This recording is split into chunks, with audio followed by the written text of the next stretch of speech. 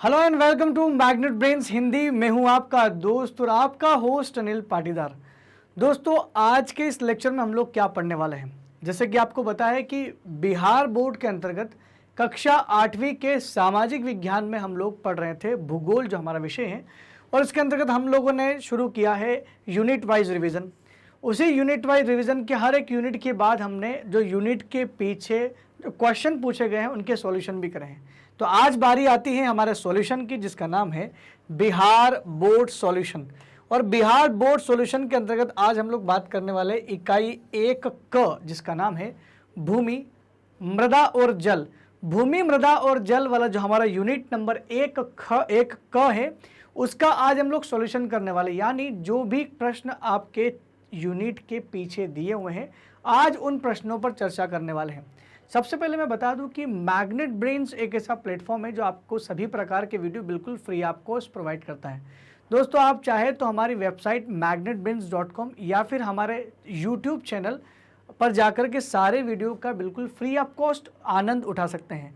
तो दोस्तों, जल्दी से जल्दी कमेंट सेक्शन में लिखकर बताएं कि आपको हमारी पहल कितनी अच्छी लग रही है, और साथ ही साथ अपने दोस्तों को भी इस योजना का लाभ उठाने के लिए कहें, क्योंकि फ्री एजुकेशन है और सबके लिए है।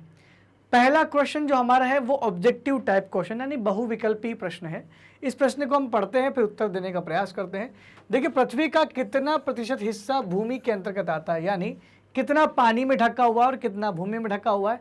तो पृथ्वी का 71% भाग पर पानी है। तो अब आप खुद बता सकते हैं कि पृथ्वी के कितने प्रतिशत भाग पर भूमि बची हुई है। और तो पानी अगर जो है वो 71% पे है, तो भूमि 29% पर भूमि ही पाई जाती है। तो पहला क्या आंसर क्या हो गया हमारा 29। दूसरा जो प्रश्न है आपका वो है कि विश्व में सघन जनसंख्या कहाँ मिलती है। सघन मतलब घनी जनसंख्या। घनी जनसंख्या आपको पता है कहाँ मिलेगी? वहाँ मिलेगी जहाँ पर खेती के लिए उपयुक्त भूमि होगी, वहाँ पर मिलेगी जहाँ पर पानी की उपलब्धता होगी, और वहाँ पर मिलेगी जहाँ पर समतल भूमि मिलेगी। ये सारी की सारी चीज़ें कहाँ उपलब्ध होगी? क्या आपको लगता है कि पहाड़ों पर ऐसी कोई जगह मिलेगी जहाँ खेती कर सकते हैं?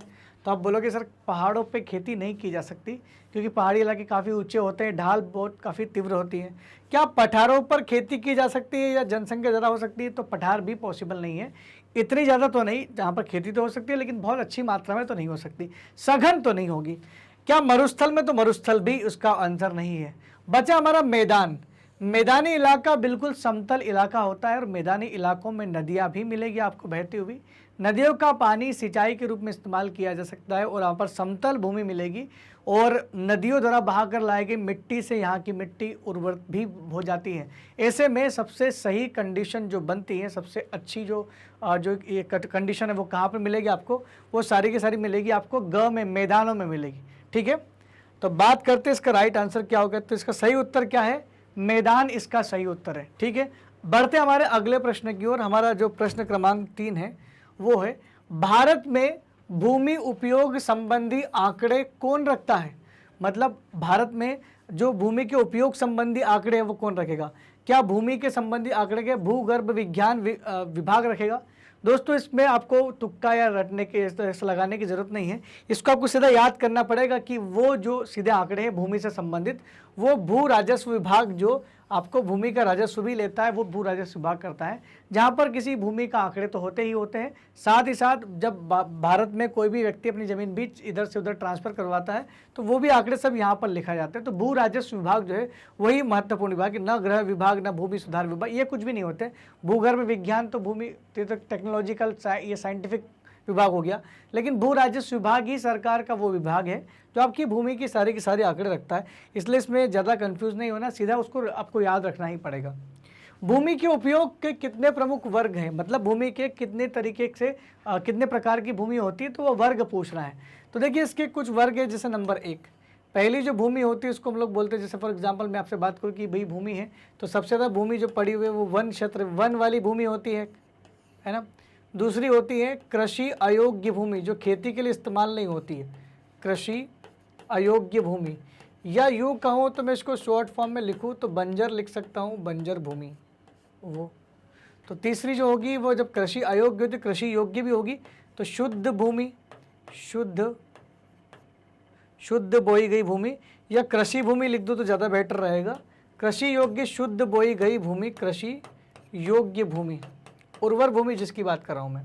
उसके अलावा चौथी होती है परती भूमि, परती भूमि भी होती है, कुछ काम की ये भी आती है, परती भी काम की आती है।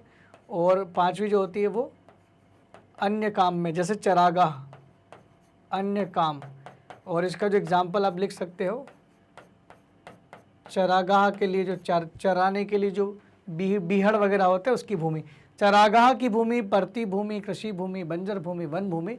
ये 5 प्रमुख वर्ग हैं। इसका मतलब 5 प्रमुख वर्ग है तो उत्तर क्या होगा, ये उत्तर इसका होगा 5 ही इसका सही उत्तर होगा। तो देखते हैं हमारा राइट आंसर क्या है। ये राइट आंसर 5। आप अपनी किताब में अच्छे से पढ़ सकते हैं, ये पाँचों के पाँचों नाम आपको वहाँ पर मिल जाएंगे। तो भूमि के उपयोग के जो 5 प्रमुख तरीके हैं वो इस प्रकार है। नेक्स्ट है आपका मृदा के कुल कितने स्तर पाए जाते हैं, ये भी अपनी किताब में अच्छे से दिया हुआ है। तो आपको एक ऐसा फोटो मिलेगा, बस उस फोटो को आपको ध्यान रखना है।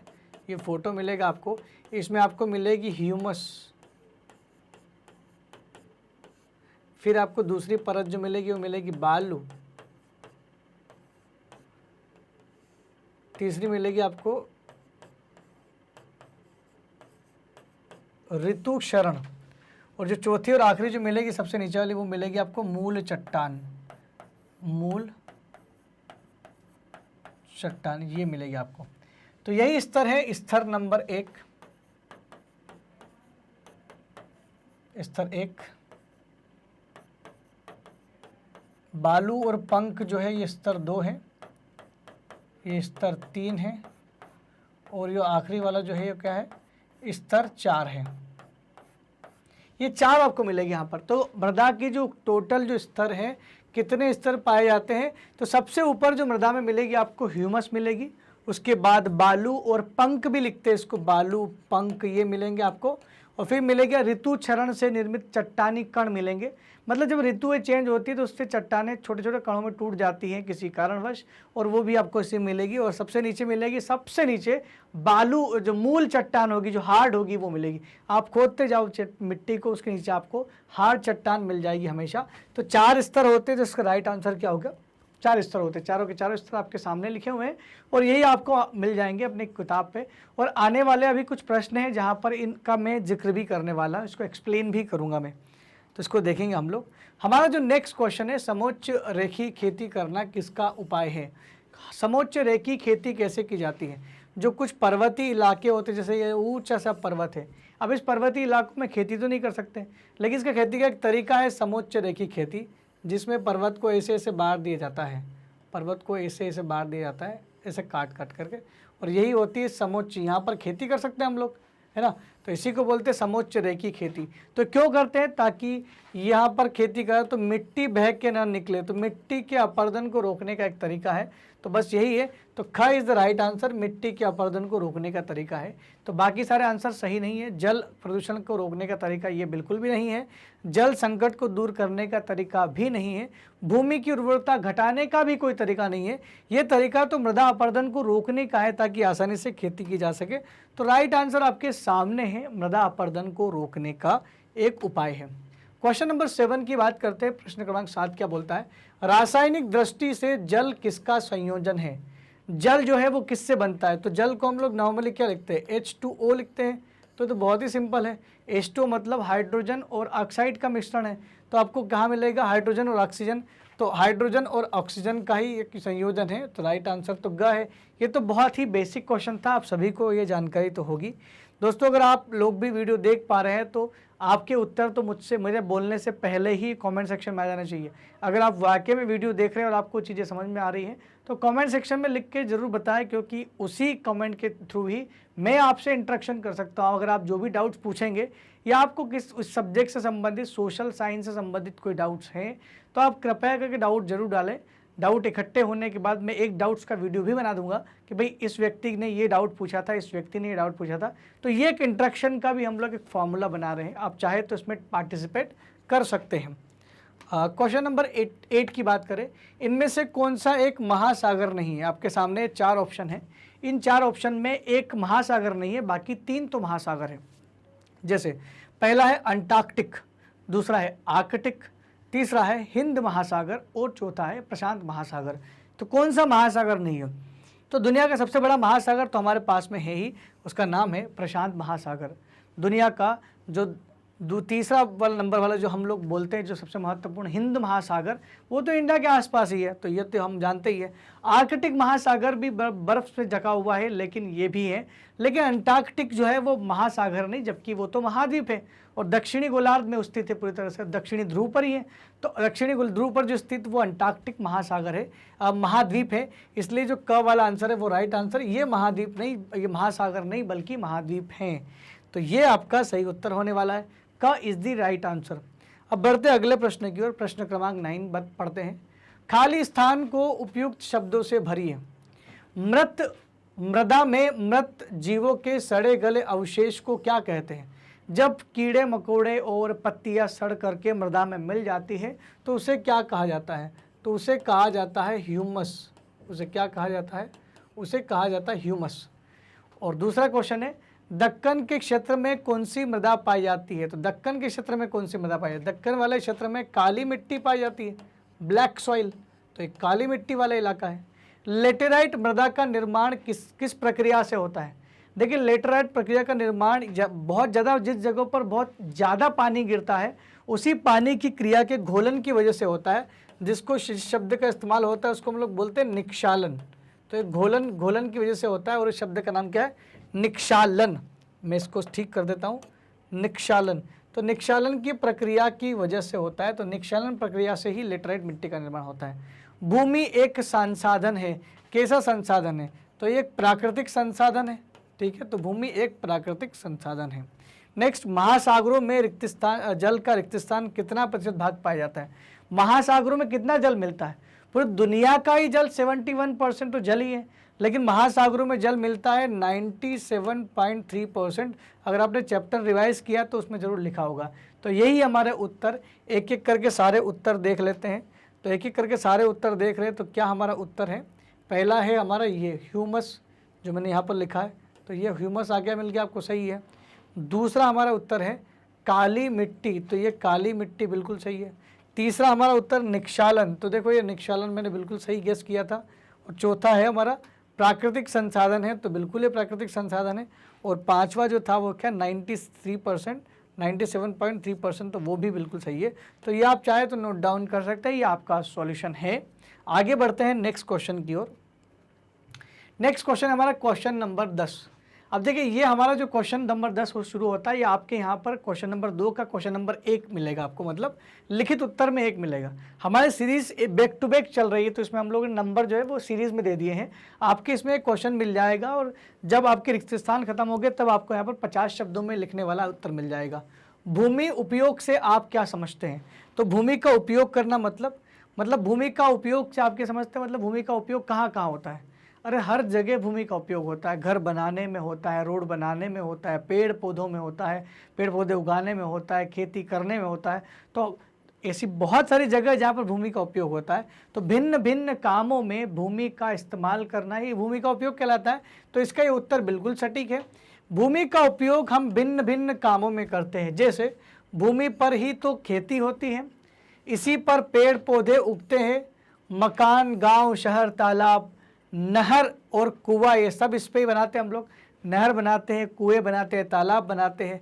चापाकल, दोस्तों ये चापाकल शब्द आपको नया लग रहा होगा, लेकिन ये बहुत फेमिलियर शब्द है, आप लोगों ने नाम सुना होगा। इसको हम लोग बोलते हैं हैंड पंप। हैंड पंप तो सुना होगा ना आपने। हैंड पंप अंग्रेजी शब्द है, जिसका हिंदी शब्द होता है चापाकल। सड़क मार्ग भी इसी में बनता है, रेल मार्ग भी इसी में बनता है। इसके अलावा पाइपलाइन जो खोदी जाती है, पाइपलाइन जोड़ी जाती है, आप चाहे गैस, सीएनजी गैस की पाइपलाइन ही क्यों ना हो, सब भूमि पर होती है। कारखाने भूमि पर लगाए जाते हैं, खेल के मैदान, स्टेडियम, सब कुछ भूमि पर होता है। भूमि के बिना तो कुछ भी कर पाना मुश्किल है। तो अब आप भूमि का उपयोग में 50 शब्दों में क्या लिखेंगे हम लोग? इतना तो लिख दिया, लेकिन इसमें बहुत सारी चीज़ें और भी होती है भूमि पर। ठीक है, ये बात समझ में आ गई आपको। नेक्स्ट क्वेश्चन की ओर बढ़ते हैं। हमारा अगला क्वेश्चन है क्वेश्चन नंबर 11। मृदा निर्माण में सहायक कारकों का उल्लेख कीजिए कि मृदा निर्माण में कौन कौन से कारक सहायक होते हैं। देखिए हम लोगों ने अभी आपसे बात की थी कि भाई मृदा के जो है वो स्तर क्या क्या पाए जाते हैं। अगर आपसे पूछा जाए कि मृदा के स्तर बताइए तो स्तर अलग होते हैं। ह्यूमस मैंने बताया था आपकी ह्यूमस होता है, बालू और पंख होते हैं। उसके अलावा मैंने बताया था मूल चट्टान होती है, ऋतु क्षरण होता है, ये स्तर है। लेकिन क्वेश्चन में पूछा जा रहा है कि कौन कौन से सहायक कारक है। तो कारक क्या हो सकता है? जलवायु कारक हो सकता है, तापमान हो सकता है, समय हो सकता है। तो मृदा की एक छोटी सी 1 सेंटीमीटर परत बनने में भी सैकड़ों साल लग जाते हैं।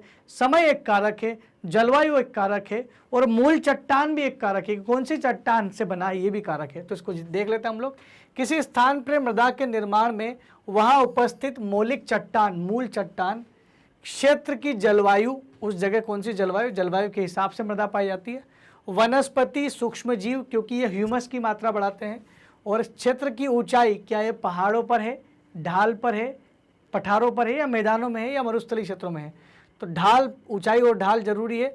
और समय का सबसे महत्वपूर्ण योगदान होता है। तो इसका मतलब है कि कारक की अगर बात की जाए तो हमको मेरे ख्याल से इस क्वेश्चन का आंसर जो हमको लिखना होता है ना, बहुत अच्छे तरीके से लिखना है। तो आप ऐसे कर सकते हैं, ये याद रखने का तरीका होता है दोस्तों। अगर आपको किसी क्वेश्चन का उत्तर याद रखना है तो ऐसे करिएगा, बीच में लिख दो कारण, क्योंकि कारक लिखा है ना उसने, बीच में अपन ने क्या लिख दिया, कारक लिख दिया।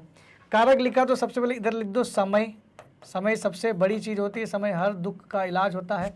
तो मिट्टी कई समय में बनती है, समय लगता है। दूसरा, मिट्टी चट्टान से बनती है, इसलिए मूल चट्टान लिख दो इधर, मूल चट्टान, या चट्टान की संरचना कैसी है, स्वरूप कैसा है। फिर लिख दो इधर जलवायु, जलवायु भी बहुत ज़रूरी है, तो जलवायु भी यहाँ पर है, जलवायु। फिर यहाँ पर चौथा लिखो स्थलाकृति, भाई ढाल पे है कि कहाँ पर है, ऊंचाई पर है कि स्थलाकृतियाँ, ऊंचाई पे है कि नीचे है कि मैदानों में है, तो ये भी ज़रूरी है, स्थलाकृति। बाकी अगर लिखो नहीं लिखो कोई फर्क नहीं पड़ेगा। तो यहाँ ह्यूमस भी लिख सकते हैं आप, ह्यूमस सूक्ष्म जीवों से और कीड़ों से मरने के बाद जो बनती है। ये आपका उत्तर हो गया। भाई कारक क्या क्या है, समय कारक है, कारक क्या क्या है, मूल चट्टान कारक है, जलवायु कारक है, स्थलाकृतियाँ कारक है। ये सारी चीज़ें मृदा के निर्माण के ही कारक है। तो ऐसा कुछ है इसमें। अब बात करते हैं हमारे अगले क्वेश्चन की। अगला क्वेश्चन है क्वेश्चन नंबर 12। भूमि उपयोग को प्रभावित करने वाले कारकों का नाम लिखिए। भूमि उपयोग को प्रभावित करने वाले कारकों की बात की जाए तो कारक कौन कौन से होते हैं। देखिए भूमि उपयोग मतलब भूमि उपयोग को प्रभावित करने वाले कारक मतलब भूमि का उपयोग हम लोग कम क्यों कर पाते हैं या भूमि नष्ट क्यों हो रही है कुछ कुछ जगह पर। तो इसके कारक कौन कौन से, दोनों हो सकते हैं, प्राकृतिक कारक भी हो सकता है और मानवीय कारक भी हो सकता है। हम लोगों ने भी बहुत सारी भूमि को घेर लिया है, इस्तेमाल कर लिया है, और प्राकृतिक चीज़ों की वजह से भी ये भूमि उपयोग में नहीं आती है। तो क्या क्या प्राकृतिक कारक है, तो दो है, तो मानवीय कारक और प्राकृतिक। तो पहले हम लोग प्राकृतिक कारक की चर्चा कर लेते हैं। स्थल रूप में भिन्नता के कारण, देखिए भूमि का उपयोग इसलिए ज़्यादा नहीं हो पा रहा है क्योंकि स्थल अलग अलग है। जैसे अगर मैं बोल दूँ कि जितने लोग मैदानी इलाकों में रहते हैं उतने लोग पहाड़ों पे नहीं रहते हैं, तो पहाड़ी इलाकों में भूमि जो होती है वो रहने योग्य, खेती करने योग्य कम होती है, जबकि मैदानी इलाकों में दोनों में वो सघनता पाई जाती है। तो कहीं ना कहीं स्थल रूप में भिन्नता एक कारक प्राकृतिक हो सकता है। मृदा की विशेषता, पता चला कि मृदा बंजर है, या मैं थार के मरुस्थल की बात करूं तो थार के मरुस्थल में मृदा बंजर अगर मृदा है तो वहाँ पर कैसे खेती करोगे, तो मृदा का उपयोग नहीं कर सकते आप। वहीं खनिजों की उपस्थिति के कारण वहाँ भी अब मृदा का उपयोग जो है वो प्रभावित हो रहा है और खोदा जा रहा है, ज़्यादा से ज़्यादा जमीन को खोद रहे हैं खनिजों के चक्कर में, तो मृदा का वहाँ पर प्रभावित हो रहा है उपयोग। जलवायु एवं जल संबंधी विशेषताएँ, पानी के बहाव के कारण मृदा का अपरदन हो रहा है तो भूमि वहाँ पर प्रभावित हो रही है। ये प्राकृतिक कारक है जो उपयोग में परिवर्तन ला सकते हैं। बाकी बात करें हमारे मानवीय कारकों की कि इंसानों की वजह से कैसे भूमि का उपयोग जो है वो प्रभावित हो रहा है, तो इंसानों की वजह से कैसे हो रहा है। तकनीकी ज्ञान में वृद्धि होने की वजह से धीरे धीरे जो है वो भूमि का उपयोग जो है वो कम होना शुरू हो रहा है। मतलब कहीं ना कहीं तकनीक बढ़ रही है तो भूमि का उपयोग ज़्यादा से ज़्यादा हो रहा है, तो भूमि का उपयोग तो प्रभावित हो रहा है ना। जनसंख्या वृद्धि हो रही जिसके कारण हमें ज़्यादा से ज़्यादा लोगों की आवश्यकता की पूर्ति करनी है। श्रमिकों की उपलब्धता जो है वो बहुत ज़्यादा, इस वजह से ज़्यादा से ज़्यादा भाग पर खेती हो रही है। इसके अलावा मानवीय आवश्यकताओं के अंतर्गत इत्यादि कारक, मानवीय आवश्यकता जो है ना वो बहुत ज़्यादा है। अब देखो ना, हर एक व्यक्ति को सारी चीज़ें चाहिए। अगर हर एक व्यक्ति कार मांगने लगेगा तो कार के लिए जो जितनी भी चीज़ें इस्तेमाल होती है, इस्पात, लोहा, जितना भी, ज़्यादा खनिज जो है वो उत्पन्न करना पड़ेगा। अब ज़्यादा खनिज तो ज़्यादा बड़ी बड़ी खदानें खोदनी पड़ेगी, कहीं ना कहीं जो है जो है ये उपयोग तो प्रभावित हो ही रहा है। अब ये नेगेटिव पॉजिटिव दोनों हो सकता है, ऐसा नहीं कि नेगेटिव ही आप सोच रहे हैं। प्रभावित का मतलब जरूरी नहीं कि नेगेटिव, पॉजिटिव प्रभाव भी हो सकता है उसका। जैसे खेती करना, भाई खेती ज़्यादा भाग में करेंगे तो ज़्यादा अच्छी चीज़ है। नेक्स्ट है क्वेश्चन नंबर 13, भूमि उपयोग के 5 वर्गों का उल्लेख कीजिए। भूमि उपयोग के 5 वर्ग के मैंने बताया था, वन के रूप में भूमि आपने पढ़ा होगा, कृषि अयोग्य भूमि, कृषि योग्य भूमि, कृषि अयोग्य बंजर भूमि, तो ये सब ही यहाँ पर आपको पढ़ना पड़ेगा। और तीसरा था कृषि योग्य भूमि, शुद्ध बोया हुआ, फिर चारागाह भूमि, चारागाह भूमि, उसके अलावा 5वां जो था वो था परती भूमि। तो ये क्या होती, इनको हमको पढ़ना है, इन्हीं के बारे में बात करनी है। तो कितने प्रकार की होती है भूमि उपयोग वर्ग? भूमि उपयोग के वर्ग निश्चित है, ये वर्ग कितने हैं? 5 है। नंबर 1 वन क्षेत्र की भूमि जो वनों से द्वारा घिरी हुई है, जो हमारा पहला था। दूसरा है कृषि कार्य के लिए अनुपलब्ध भूमि, जिसमें कृषि हो ही नहीं सकती। किसमें नहीं हो सकती? तो बंजर भूमि जो है वहाँ पर कृषि कैसे होगी? वो होगी। परती भूमि, जिस पर जो खेती तो की जा सकती है, लेकिन जिस पर बिना खेती किए छोड़ दिया तो वो परती भूमि होती है। तो परती भूमि वो होती है जिस पर खेती आप नहीं कर रहे। नेक्स्ट है अन्य कृषि अयोग्य भूमि, जैसे चारागाह जो है ना, ये इसमें आएगा। चारागाह जो होते बड़े बड़े, वो सब कृषि अयोग्य भूमि में आते हैं। और दूसरा जो नेक्स्ट आखिरी बचा, शुद्ध बोई गई भूमि, जो कृषि योग्य भूमि कहलाती है, कृषि योग्य। तो ये आप ध्यान रखना है, 5 प्रकार है इसके, वन भूमि, कृषि अयोग्य भूमि, कृषि योग्य भूमि और अन्य कृषि अयोग्य भूमि और प्रति भूमि। तो इसको रट लोगे, बंजर भूमि, चरागाह, कृषि योग्य, तो ये याद रह जाएगा आपको, बहुत सिंपल सा है। आप चाहे तो लिख सकते हैं इसको। और जब भी मैं हर एक क्वेश्चन के बाद में थोड़ा सा समय दे रहा हूँ और थोड़ा सा हट इसलिए जाता हूँ ताकि आप लोग इसका स्क्रीनशॉट ले लें और आप अपने उत्तर को सही कर लें। नेक्स्ट है नेक्स्ट क्वेश्चन है क्वेश्चन नंबर 14। इस क्वेश्चन नंबर 14 ये बड़ा उत्तर अब चालू होने वाला है, लगभग 200 शब्दों में इसका उत्तर हम लोग लिखने वाले हैं। क्वेश्चन नंबर 14 का क्या नाम है? भूमि का उपयोग क्या है और भूमि उपयोग के विभिन्न वर्गों का विस्तार पूर्वक वर्णन कीजिए। तो भूमि का उपयोग क्या होता है और भूमि के उपयोग का विस्तार पूर्वक वर्णन करना है।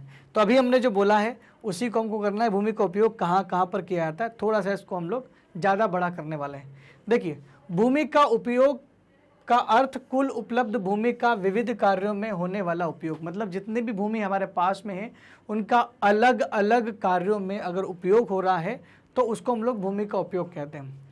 इससे संबंधित आंकड़े हमेशा बदलते रहते मतलब हो सकता है कि भाई पिछले साल कुछ कम एरिया में खेती की गई, इस साल कुछ कम एरिया में खेती की गई, तो अलग अलग साल अलग अलग एरिया में खेती की जा सकती होगी। तो क्या होता है कि हर साल बराबर रकबा नहीं बोया जाता है, इसलिए भूमि के जो आंकड़े हैं वो बदलते रहते हैं। मतलब यह है कि विभिन्न क्षेत्रों के मध्य इसका प्रारूप एक जैसा नहीं होता मिलता है। कहीं वन क्षेत्र अधिक है किसी देश में, तो कहीं पर शुद्ध बोई गई भूमि का क्षेत्र अधिक होता है, तो कहीं बंजर भूमि का क्षेत्र अधिक होता है। जैसे राजस्थान में जितने क्षेत्र में खेती होती है वहाँ पर दूसरे राज्यों के मुकाबले बंजर भूमि बहुत ज़्यादा है। भारत में भूमि के उपयोग प्रारूप संबंधी आंकड़े रिकॉर्ड भू राजस्व विभाग रखता है। तो ये जानकारी बहुत महत्वपूर्ण है कि भू राजस्व विभाग जो भारत का होता है वही सारे आंकड़े रखता है जिसमें भूमि के उपयोग की बात की जाती है। उसके अलावा भूमि के उपयोग को जो है 5 वर्गों में बांटा गया है, उसको भी हम लोग थोड़ा सा बड़े उत्तर में लिखना है तो ज़्यादा उनको उसको एक्सप्लेन करना है। जैसे वन क्षेत्र की भूमि जो वनों के लिए आरक्षित हो, वनों के लिए आरक्षित भूमि जो होती है वो होती है वन क्षेत्र भूमि। तो जो भूमि वन क्षेत्र के लिए आरक्षित होती है उसको बोलते हैं वन क्षेत्र भूमि। दूसरा होता है कृषि कार्य के लिए अनुपलब्ध। अनुपलब्ध मतलब जिस पर चाह कर भी खेती नहीं कर सकते। जैसे बंजर भूमि, व्यर्थ भूमि जो पड़ी रहती है उस पर आप खेती नहीं कर सकते, बंजर है वो उपज ही नहीं देगी। नेक्स्ट, जहाँ पर आपने सड़क बना के रखी, क्या सड़क को खोद के खेती कर सकते हैं क्या? जहाँ पर मकान बने हैं, उद्योग धंधे बने हैं, वहाँ पर कोई भी खेती नहीं कर सकता। तो ये भूमि ऐसी है जो कृषि कार्य के लिए बिल्कुल उपलब्ध ही नहीं है, यहाँ पर कृषि चाह कर भी आप नहीं कर सकते। उसके अलावा आपकी है परती भूमि। परती भूमि मतलब परत एक शब्द आता है देसी भाषा का, पड़त छोड़ देना। परती का मतलब होता है खाली छोड़ना। जैसे अब इसमें भी दो प्रकार की परती होती है, एक होती है चालू परती भूमि, एक होती है अन्य परती भूमि। मान लो किसी भूमि को 1 साल से कम समय तक के लिए छोड़ा गया हो तो उसको चालू परती भूमि कहते हैं। 2-3 साल खेती की, फिर 1 साल छोड़ दी, ये उर्वर शक्ति बढ़ाने का तरीका होता है। यदि किसी भूमि पर लगातार 5 सालों तक कोई खेती नहीं की गई, 5 से कम वर्षों तक, 5 से ज़्यादा नहीं, तो उसको हम लोग बोलते हैं अन्य परती भूमि। तो चालू परती भूमि का मतलब होता है जिस भूमि पर 1 वर्ष या उससे कम समय से कृषि नहीं हुई हो तो उसको चालू परती कहते हैं। और बाकी अन्य परती का मतलब होता है जिस भूमि पर 1 वर्ष से अधिक या 5 वर्ष से कम समय के लिए कृषि नहीं की जाती तो उसको बोलते हैं अन्य परती भूमि। बिल्कुल सिंपल सा है। परती का मतलब होता है खाली छोड़ देना। ठीक है, आगे बढ़ते हैं। नेक्स्ट हमारा जो है इसमें नेक्स्ट है अपना अन्य कृषि अयोग्य भूमि। ऐसी भूमि जहाँ पर कृषि नहीं कर सकते लेकिन वहाँ स्थायी चारागाह की भूमि होती है, मवेशियों को चराने की व्यवस्था होती है, स्थायी चारागाह होते हैं, बीहड़ क्षेत्र बोलते हैं, इनको बीड़ बोलते हैं। और कृषि योग्य बंजर भूमि, जो ऐसी भूमि जो कृषि योग्य हो सकती है लेकिन फिर भी बंजर पड़ी हुई है, जिस भूमि पर 5 वर्ष से अधिक समय तक खेती नहीं की गई हो, वो कृषि वाली भूमि थी। यानी 5 साल पहले तो करते थे लेकिन 5 साल से ज़्यादा हो गया, इतनी लंबी परती छोड़ी गई कि कृषि योग्य भूमि क्या बन गई, बंजर में कन्वर्ट हो गई। और आखिरी है शुद्ध बोई गई भूमि, मतलब जितनी भूमि पर खेती की जाती है, शुद्ध बोया गया रकबा, उसी को बोलते हैं शुद्ध बोई गई भूमि। तो ये आपका एक्सप्लेनेशन हो गया पूरा। क्वेश्चन नंबर 14 बड़ा अच्छा था, इसको आप अच्छे से पढ़ सकते हैं। प्रश्न क्रमांक 15 की बात करें, मृदा के निर्माण की प्रक्रिया को स्पष्ट करें। मृदा के निर्माण की प्रक्रिया को स्पष्ट करें मतलब मृदा के निर्माण किस चीज़ से होता है, तो प्रक्रिया की बात करते हैं। अभी हम लोगों ने इन चीज़ों के बारे में बात करी, कारक कौन कौन से हैं, वो सारे के सारे कारक ही मृदा निर्माण में काम करते हैं। कारक कौन कौन से बात की थी मैंने कारक लिख के आसपास कुछ लिखा था दोस्तों, याद आ रहा आपको? मैं दोबारा से लिख देता हूँ वही चीज़। मृदा के निर्माण की प्रक्रिया को स्पष्ट कीजिए, तो प्रक्रिया में आपको कारकों को ही बताना है। कारक जैसे मृदा के निर्माण में सैकड़ों साल लग जाते, इसलिए समय एक कारक है। मृदा के निर्माण में मूल चट्टान बड़ी इंपॉर्टेंट है। किस चट्टान से बनी? अगर मान लो आग्नेय चट्टान से बनी है मृदा तो काली मृदा बनेगी, अवसादी चट्टान से नदियों के माध्यम से बनी है तो जलोढ़ मिट्टी बन जाएगी। इसके अलावा ह्यूमस बड़ी चीज़ है, वनस्पति और जीव जंतु की वजह से ह्यूमस जो है वो मृदा में उसकी मात्रा बढ़ जाती है, तो ये भी एक बड़ा कारण है। इसके अलावा मृदा निर्माण का कारक जो है वो क्या है, वो है जलवायु। तो जलवायु भी आप यहाँ पर लिख सकते हैं। तापमान, जलवायु में सब कुछ आता है, तापमान, वर्षा की मात्रा, सब कुछ आता है। ये सारी चीज़ें जो है, और स्थलाकृतियाँ भी काम करती है इसमें। स्थलाकृतियाँ, ढाल कैसी है, कितना ऊंचा है, कितना छोटा है, तो ये स्थलाकृतियाँ भी यहाँ पर काम करेगी। यही सब मृदा के निर्माण की प्रक्रिया से संबंधित है। अगर आपको ये चार्ट समझ में आ गया हो ना, तो आपको ये चीज़ें वैसे भी समझ में आ जाएगी क्या हो रहा है ना। तो वैसे भी ये उत्तर बहुत आसानी होने वाला है। किसी स्थान के मृदा के निर्माण में वहाँ के उपस्थित मौलिक चट्टान, क्षेत्र की जलवायु जो मैंने अभी बताया आपको, वनस्पति, सूक्ष्म जीवाणु जो ह्यूमस में काम आते हैं, क्षेत्र की ऊंचाई, ढाल जो मैंने अभी आपको बताया, स्थलाकृतियाँ, समय का महत्वपूर्ण योगदान होता है। मृदा निर्माण की प्रक्रिया में सबसे पहले मौलिक चट्टान टूटती हैं, फिर टूटे हुए कण और महीन होने की प्रक्रिया अनवरत चलती, सालों साल चलती है, वो टूटते रहते हैं। हजारों लाखों वर्षों बाद कहीं चट्टानी टुकड़ा भौतिक, रासायनिक एवं जैविक ऋतु क्षरण से महीन कणों में बदल जाता है। लाखों हजारों साल के बाद वो क्या है, जो छोटे छोटे कणों में विभाजित हो जाता है, जो मृदा कहलाता है। सामान्यतः 1 सेंटीमीटर मोटी परत सतह वाली मृदा के निर्माण में सैकड़ों हजारों वर्ष लग सकते हैं। तो ये मृदा बहुत महत्वपूर्ण है, इसलिए हमें मृदा का संरक्षण करना बहुत ज़रूरी है। इसके अलावा मृदा के निर्माण की प्रक्रिया काफ़ी लंबी अवधि में पूरी होती है और इस दौरान मृदा के 3 स्तर तैयार होते हैं और 3 स्तर बहुत महत्वपूर्ण है। सबसे ऊपर से नीचे की ओर क्रमशः अ स्तर, ब स्तर, स स्तर और सबसे अंतिम स्तर भी कहा जाता है। तो कौन सा? जैसे सबसे ऊपरी स्तर हमारा अ है, उसको बोलते हैं हम लोग ह्यूमस की अधिकता होती है। उसके अलावा ब स्तर की बात करें तो बालू और पंख की प्रधानता होती है। उसके अलावा स स्तर की बात करें तो उसमें ऋतु क्षरण से संबंधित प्राप्त चट्टानी कण मिला करते हैं, और जबकि सबसे निचले स्तर में मूल चट्टान होती है। इसका मैं डायग्राम बना कर भी समझा रहा हूँ, ठीक है दोस्तों। तो इसको कुछ इस तरह से समझते हैं हम लोग, जैसे कि ये जो 4 स्तर बताए गए ना, कौन कौन से 4 स्तर बताए गए हैं। ये स्तर नंबर अ जो है ह्यूमस की अधिकता, दूसरा है बालू और पंख की प्रधानता, सीधा है ऋतु क्षरण से चट्टानी कण मिला करते हैं, और सबसे नीचे वाला जो है ना मूल चट्टान। ये कुछ ऐसे इसका डायग्राम बनेगा, डायग्राम में बना देता हूँ। ऐसा कुछ ये आपका पौधे यहाँ पर उग रहे हैं। सबसे पहला वाला जो स्तर होता है जिसको हम लोग बोलते हैं स्तर अ जिसको बोलते हैं हम लोग, ये वाला, इसका नाम क्या है, ये आपका कहलाएगा ह्यूमस। दूसरा वाला जो स्तर होता है स्तर ब, इसको हम लोग बोलते हैं बालू एवं पंख की प्रधानता है। बालू मिलती है इसमें, बालू एवं पंख मिलते हैं इसमें। और जो नीचे वाला होता है कोई, इसके बाद तीसरा वाला यानी स्तर नंबर स जो होता है वो आपका होता है स्तर स। इसको हम लोग बोलते हैं ऋतुक्षरण। क्या बोलते हैं दोस्तों? ऋतुक्षरण। ऋतुक्षरण मतलब ऋतु परिवर्तन की वजह से जो क्षरण होता है चट्टानों में वो। और आखिरी जो स्तर है अपना स्तर नंबर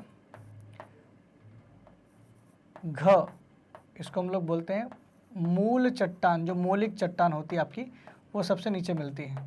तो ये स्तरों में बांटा गया इसको, ऐसे ऐसे ऐसे। तो मूल चट्टान सबसे निचले स्तर पर होती है। तो ये इनके कुछ अलग अलग अ ब स और द लिख सकते हैं या घ लिख सकते हैं। इसको द लिख लो ABCD की जगह द। तो अ ब स द ऐसा कुछ है।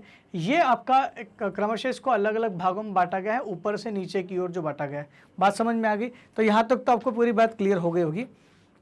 ठीक है, तो आगे बढ़ते हैं हमारे अगले प्रश्न की ओर। प्रश्न क्रमांक 16 पढ़ते हैं। मृदा अपरदन के कारकों का उल्लेख कर इसके बचाव हेतु उपयुक्त सुझाव दीजिए। प्रश्न क्रमांक 16 जो है बड़ा ही इंटरेस्टिंग और बड़ा इंपॉर्टेंट है, क्योंकि ये मृदा अपरदन से जुड़ा हुआ है। तो प्रश्न क्या पूछ रहा है कि जो मृदा अपरदित हो रही, अपरदन का मतलब होता है मृदा का क्षरण होना या कटाव होना।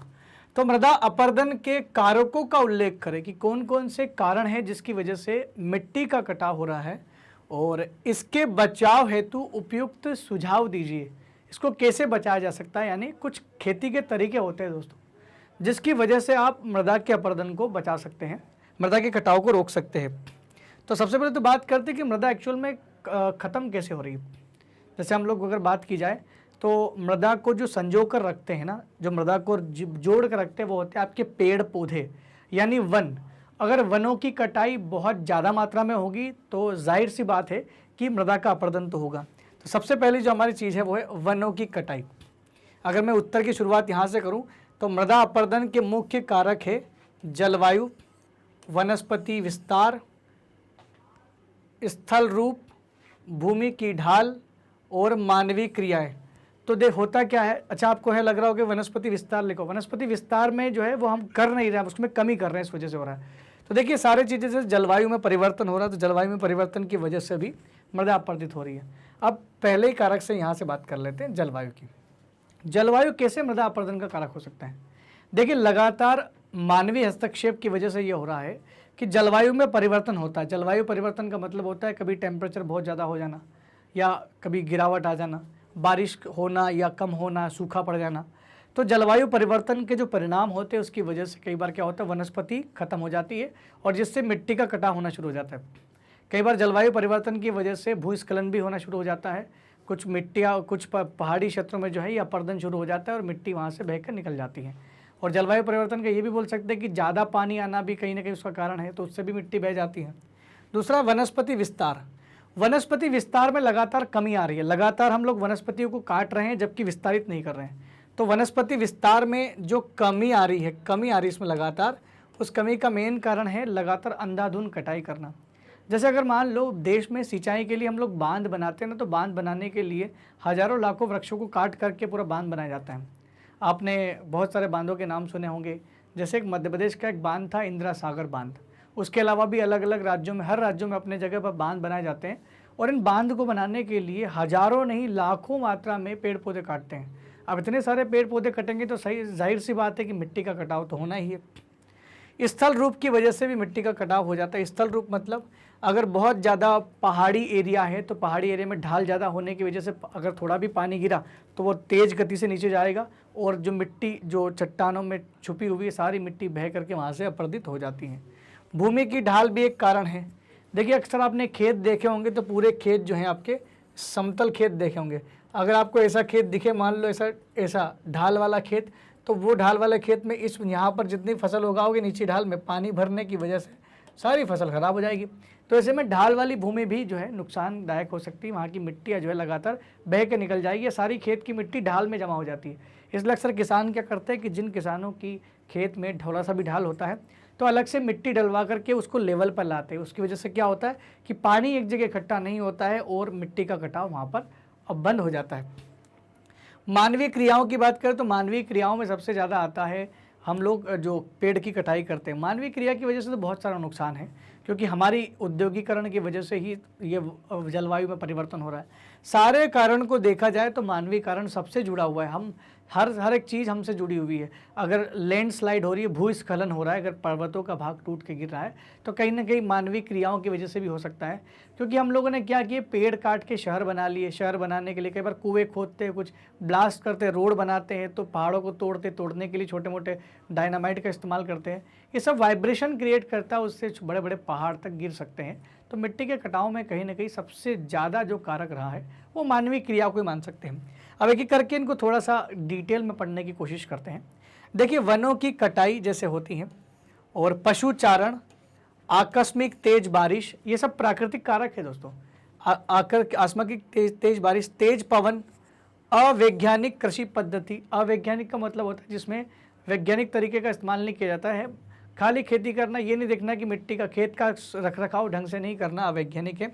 उसमें किसी प्रकार की इक्विपमेंट यानी औजारों का या यंत्रों का इस्तेमाल भी नहीं करना। बाढ़ के प्रभाव से मृदा का अपरदन ज़्यादा होता है। ये सारी चीज़ें हैं जो मृदा का अपरदन सबसे ज़्यादा होता है। पेड़ों की कटाई से सबसे ज़्यादा होता है। पशुचारण की वजह से वो पूरी भूमि जो है बंजर हो जाती है। बंजर होगी तो शरण तो उसका भी हुआ है। आकस्मिक तेज बारिश, बहुत तेज बारिश होने से बहुत सारी मिट्टियाँ बह के चली जाती है। हर साल कम बारिश हो रही है, एक साल बहुत तेज़ हो गई तो बहुत सारे खेतों की मिट्टियाँ और वैसे भी नॉर्मल भूमि की मिट्टियाँ बह जाती हैं। तेज़ हवा भी कई बार मिट्टियों को उड़ा के ले जाती है, और मैंने आपको बताया भी था कि तेज़ हवा कहाँ पर मिट्टियों को बहा के ले जाती है। तो ये कोस्टल एरिया जो होते हैं ना, तटीय क्षेत्र, जो राज्य समुद्र से सीमा साझा करते हैं, उन सभी राज्यों में ये समस्याएं बड़ी होती है। वहीं राजस्थान जैसे राज्यों में भी जहाँ हवाएं चलती हैं वहाँ पर भी मिट्टी का जो है हवा की वजह से वहाँ परेशानी उत्पन्न होती है। अवैज्ञानिक खेती पद्धति आप समझ चुके हैं। बाढ़ के प्रभाव के कारण भी सबसे ज़्यादा मृदा का अपरदन हो रहा है। और बाढ़ का प्रभाव तो हमारे बिहार में कोसी नदी ने इतना हमको बता दिया है कि कितने हर साल बाढ़ आती है, हर साल मिट्टी बहा के ले जाती है। और कोसी ही नहीं, गंगा और उसकी बहुत सारी सहायक नदियाँ जो हैं बिहार के तराई क्षेत्र में आते हुए बिहार के जिस भी क्षेत्र से बहती हैं, सब जगह पर ये कहीं ना कहीं जो है मिट्टी का जो कटाव करती है, क्षरण करती हैं। इसके अलावा तेज पवन या पानी के बहाव से मैदानी या चौरस क्षेत्रों में सतही अपरदन हो जाता है। सतह उड़ जाती है ऊपर ऊपर की, और धीरे धीरे मिट्टी जो है वो की लेवल जो है, लेयर जो है कम होती जाती है। जबकि अगर बात करें हम लोग ऊबड़ खाबड़ क्षेत्रों की, तो ऊबड़ खाबड़ क्षेत्रों में क्षुद्र नालिका या अवनालिका अपरदन होता है। ये अवनालिका अपरदन जो है ना, ये नदी जब बहती है तो ऊबड़ खाबड़ क्षेत्रों से बहती है तो बीहड़ बनाती है। और ये खासकर जो शब्दावली इस्तेमाल की गई है, ये मध्य प्रदेश उत्तर प्रदेश में एक नदी बहती है जिसका नाम है चंबल नदी। चंबल नदी सबसे ज़्यादा इस तरह के अवनालिका अपरदन करती हैं। गली इरोजन बोलते हैं उसको। तो ये बहते बहते धीरे धीरे मिट्टी से जुड़ती जुड़ती खेतों के आसपास के हर साल कुछ न कुछ कटाव करके ले जाती हैं। तो ये अवनालिका अपरदन वहाँ पर होता है। और ऊबड़ खाबड़ ज़मीन होती है वहाँ पर बहुत ज़्यादा, और यही वो बीहड़ का क्षेत्र होता है ना। तो दोस्तों ये यहाँ पर ये भिंड, मुरैना वाला, ग्वालियर वाला रीजन, उसके अलावा जो उत्तर प्रदेश के जो क्षेत्र है जहाँ जहाँ से चंबल नदी बहती हैं, जब तक वो गंगा में नहीं, वो जमुना में नहीं मिल जाती, तब तक बहुत सारी जगहों पर अपरदन यहाँ पर देखने को मिलता है। तो उबड़ खाबड़ भूमि में जो अपरदन होता है उसको हम लोग क्या बोलते हैं, अवनालिका अपरदन या गली इरोजन के नाम से भी जानते हैं। मृदा अपरदन के कारण मृदा के मौलिक गुणों एवं उर्वरता में कमी आती है। तो अगर हम लोग इतना ही गौर कर रहे हैं इस मृदा अपरदन पर, तो फिर मृदा अपरदन से एक्चुअल में होता क्या है। मृदा अपरदन से होता ये है कि मृदा अपरदन हो गया तो मृदा का जो उर्वरा शक्ति है, जो उसका मौलिक गुण है, हमें मृदा क्यों चाहिए, ताकि हम लोग जो है अपनी फसलें उगा सकें। और अगर मृदा के अंदर वो उर्वरा शक्ति ही खत्म होगी तो मृदा तो बंजर हो जाएगी। तो मृदा अपरदन से जो हानि होती है खासकर वो क्या होती है, उसके मौलिक गुणों और उर्वरता में कमी आने लगती है। इसका असर किस पर पड़ेगा, फसलों पर पड़ेगा। फसलें कम होगी, सबको पता है फसलें कम ही होगी, क्योंकि हर साल आप फसल उगाते हो और उर्वरता कम होगी तो फसलें कम हो जाती है। मिट्टी का कटाव होगा तो फसलें कम हो जाती हैं। फलों एवं साग सब्जियों के उत्पादन पर भी असर पड़ता है। जो रेगुलर हमारी आवश्यकताओं की पूर्ति करती हैं, सब्जियां, फसलें, ये सब चीज़ें जो होती हैं, अनाज, इन सब में जो है लगातार कमी आएगी। लेकिन ये कमी आना बहुत नुकसानदायक इसलिए भी है क्योंकि भारत की जनसंख्या लगातार बढ़ रही है और हमारी आवश्यकता लगातार बढ़ रही है। जब हमारी आवश्यकता लगातार बढ़ेगी तो हमें ज़्यादा उगाना पड़ेगा पिछले साल से, क्योंकि हमारे देश में हर साल 1.5 करोड़ या उससे ज़्यादा के आसपास जनसंख्या बढ़ ही जाती है। तो ऐसे में हमारे पास खाने के लिए ज़्यादा कंजम्पशन बढ़ेगा ना, हमारा जो बजट है वो बढ़ेगा। ऐसे में अगर खेती कमज़ोर होती गई तो ये समस्या उत्पन्न हो जाएगी, खाद्यान्न की समस्या उत्पन्न हो जाएगी। इसलिए मृदा संरक्षण के उपाय को अपनाना बहुत ज़रूरी है। अगर मृदा संरक्षण हो रहा है तो मृदा से कितना नुकसान हो सकता है, ये तो आपको पता ही है ना कि भारत को एक ऐसी अर्थव्यवस्था कहा जाता है जो कृषि पर आधारित होती है, और भारत की जो कृषि है वो मौसम पर आधारित होती है। तो हमारे यहाँ पर मौसम पर आधारित कृषि है और उसी कृषि पर आधारित हमारे देश की अर्थव्यवस्था है। तो और कृषि जो है सारी किस पर निर्भर करती है, मृदा पर निर्भर करती है। इसी वजह से मृदा का संरक्षण बहुत ज़रूरी है। तो मृदा उपाय को अपनाना बहुत ज़रूरी है। मृदा संरक्षण के लिए कुछ उपाय कुछ इस प्रकार है, आपके सामने उपाय है, मैं एक एक करके समझाता हूँ कि कैसे हम मृदा का क्षरण को रोक सकते हैं। सबसे पहला उपाय, पर्वतीय क्षेत्रों में समोच्च रेखी खेती के द्वारा। समोच्च रेखी खेती को हम लोग छत खेती के नाम से भी जानते हैं, छत खेती। तो ये समोच्च रेखी खेती क्या होती है, इसको हम लोग छत खेती के नाम से भी जानते हैं। ये पर्वतीय इलाकों में होती है, पर्वतों में। और कैसे होती है, पर्वतीय इलाकों को काट करके उसको ऐसे फ्लैट करके वेदिका फॉर्म में बनाया जाता है। इसको वेदिका फॉर्म के नाम से भी जानते हैं या वेदिका कृषि के नाम से भी जानते हैं। अब यहाँ पर आसानी से खेती की जा सकती है। पहाड़ों को काट कर उनको इस तरह से तब्दील कर देना ताकि मिट्टी का कटाव होने से बच जाए और पानी का, वर्षा का जल बहने के बजाय वहीं रुक जाए और मिट्टी को भी पर्याप्त मात्रा में जल मिल जाए। तो इस प्रकार की जो खेती होती है इसको हम लोग बोलते हैं समोच्च रेखी खेती। तो सम उच्च रेखा है, एक जैसी रेखा है जो ऊंची हो, इसका शब्द का मतलब समझना। मुझे लगता है कि आप लोगों को हिंदी में बहुत अच्छा हम लोगों को शब्दों में काफ़ी अच्छा जो है पकड़ होती है, तो आप हिंदी को समझ जाओगे। सम उच्च मतलब एक समान लेकिन हल्की सी ऊंची, एक समान लेकिन हल्की सीढ़ी जैसी ऊंची होती है, तो सीढ़ीदार खेती भी इसी को कहा जाता है। दूसरा है पर्वतीय ढलानों पर वृक्षारोपण करना। ज़्यादातर पर्वतीय ढलानों पर क्या होता है कि मिट्टी को बहने की आशंका हो जाती है। मान लो पर्वतीय इलाका, ऊंचा इलाका है और यहाँ पर आपको खेती करना है, तो आपको पर्वतीय ढलानों पर कुछ पेड़ पौधे उगा दो, पेड़ पौधे उगा दो। तो ये क्या करेंगे, मिट्टी के कटाव को रोक देंगे और आपको छोटी मोटी खेती करना है, फल सब्जियाँ उगाना है, या ज़्यादा बड़े तौर पर तो नहीं लेकिन छोटे तौर पर खेती तो की ही जा सकती है। तो इस प्रकार की खेती जो होती है, पर्वतीय ढलानों पर वृक्षारोपण लगा करके भी आप क्या कर सकते हैं, मिट्टी के कटाव को रोक सकते हैं। तीसरा हमारा जो प्रकार है जिससे हम लोग मिट्टी के कटाव को रोक सकते हैं वो है बंजर भूमि पर घास लगाना। देखिए, बंजर भूमि वो भूमि होती है जिस पर हमने लगातार कई सालों से परती छोड़ के रखा है। 5 साल से ज़्यादा लंबे समय तक अगर उस पर खेती ही नहीं करे तो एक समय ऐसा आएगा कि भूमि बिल्कुल उर्वरहीन हो जाएगी और उस पर खेती करना मुश्किल हो जाएगा। ऐसे में उसमें बंजर भूमि में अगर घास लगाई जाए, क्योंकि घास तो उगी जाती है, घास लगाई जाए धीरे धीरे 1-2 बार 2-3 बार घास लगाई जाए, तो ऐसे में क्या होगा, वो घास जो है वो मिट्टी को पकड़ लेती है और मिट्टी को क्षरित होने से बचा देती है। ज़रूरी नहीं कि हमें भूमि केवल और केवल मिट्टी हमें केवल खेती के लिए चाहिए। मिट्टी वैसे भी नॉर्मली ज़रूरी होती है, उसकी परत नीचे, उसकी परत जानी नहीं चाहिए। फसल चक्र की तकनीक को अपनाना। फसल चक्र में बदल बदल कर हम लोग फसलें बोते हैं। कई बार क्या होता है, मिट्टी की उर्वरा शक्ति कम हो जाती है, तो फसलों में ऐसी फसलें बोई जाती है जो मिट्टी की उर्वरा शक्ति बढ़ा देती है, जैसे दाल वाली फसल। तो फसल चक्रण में कुछ ऐसी फसलें उगाएं जिससे कि हम लोग मिट्टी के क्षरण को रोक दें, या फिर हर एक खेत में जब फसल उगाया तो उसमें बीच बीच में ऐसी घास वाली फसल उगाई जाए जो उसको पानी के बहाव को कम कर दे। ऐसी समोच्च रेखी जुताई के नाम से भी जानते हैं उसको, वैसा भी कुछ किया जा सकता है। और चैप्टर के दौरान मैंने इस खेती के बारे में बताया भी है। आप चाहे तो हमारा जो फुल यूनिट रिवीजन है इस चैप्टर का, इस यूनिट का, ये जाकर आप देख सकते हैं। खेती के वैज्ञानिक तकनीकों को अपनाना। खेती में जब हम लोग अवैज्ञानिक खेती करते हैं तो वो सही नहीं होती, उससे कई सारी नुकसान हो जाता है। तो उसकी बजाय हम लोग को खेती के वैज्ञानिक तरीकों का इस्तेमाल करना चाहिए और उर्वरकों का इस्तेमाल करना चाहिए, खाद बीज का, अच्छे बीज का इस्तेमाल करना चाहिए और मशीनरी का इस्तेमाल करना चाहिए और ऐसी खेती करना चाहिए ताकि जिससे मिट्टी का कटाव रुके। तो वैज्ञानिक खेती को भी बढ़ावा देना चाहिए, जिससे भी कहीं ना कहीं क्या होता है कि मिट्टी का कटाव रुक जाता है। ज़्यादा पानी पिलाने से भी खेतों में ज़्यादा पानी भी नहीं देना चाहिए, वो उतना ही पानी जिनको आवश्यकता हो। शुष्क क्षेत्रों में वैसे भी ड्रिप वाली एग्रीकल्चर होती है, ड्रिप लगाना। ये राजस्थान में बहुत ज़्यादा चलती है दोस्तों। हमारे बिहार में तो इतनी समस्या नहीं है ज़्यादा, पानी की कमी तो नहीं इतनी ज़्यादा, लेकिन जिस जगह पर शुष्क प्रदेशों में ज़्यादा कमी है वहाँ पर ये लोग ड्रिप वाली या स्प्रिंकलर लगाकर भी खेती करते हैं। ये जो शब्दावली मैं बोल रहा हूँ, ड्रिप एग्रीकल्चर, स्प्रिंकलर, उन लोगों को ज़्यादा अच्छे से समझ आ जाएगी जो किसान फैमिलीज हैं, क्योंकि वो शायद इस्तेमाल भी करते होंगे। लेकिन दोस्तों ये पानी को बचाने की तकनीक है एक तरह की। बाकी जैविक खाद का प्रयोग किया जाए, जैविक खाद का ज़्यादा से ज़्यादा प्रयोग किया जाएगा तो जैविक खाद जो है वो कहीं ना कहीं मिट्टी को मजबूती प्रदान करता है। केमिकल से तो ज़्यादा बेटर होता है। जैविक खाद में आप या तो गोबर का खाद इस्तेमाल कर सकते हो, या केचुए से जो वर्मी कंपोस्ट बनता है वो इस्तेमाल कर सकते हो, या रोज़मर्रा जीवन में जो सब्जियां वगैरह हम लोग जो कूड़ा करकट में सब्जियां वगैरह डालते हैं या अवशेष जो होते हैं, ये भी कहीं ना कहीं खाद का काम करते हैं। और उसके अलावा गौमूत्र से भी खाद बनता है, जो गौमूत्र उसका मिलावट करके जो खाद बनाया जाता है वो भी किया जा सकता है। बहुत सारे तरीके हैं दोस्तों जैविक खाद के तो।